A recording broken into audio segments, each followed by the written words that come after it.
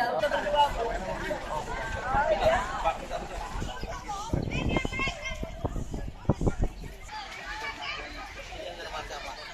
tahun ini saya tambah lagi.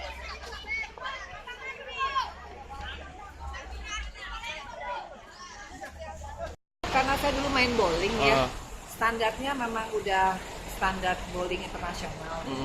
Karena tadi saya lihat juga ada salah satu pemain dari luar ya, yang dia juga melakukan sertifikasi, itu penting banget gitu. Karena memang bowling itu kan yang paling mahal tuh lane-nya ya. Jadi luar biasa ya, karena saya pikir kalau misalkan ini menjadi satu tempat yang sudah standar, ya kedepannya regenerasi atlet bowling tidak susah lagi. Karena di Indonesia ini ya nggak mungkin kita pungkiri, karena bowling itu kan sifatnya adalah olahraga yang kan ada olahraga yang prestasi.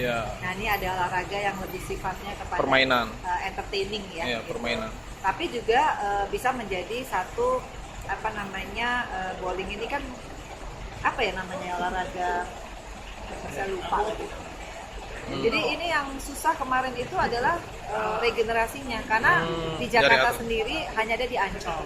Waktu itu di Plaza Senayan, kenapa dibikin di mall? Supaya anak-anak muda kita paham bowling itu kan melatih konsentrasi, kayak golf ya, tapi ini lebih anak muda bisa lebih masuk.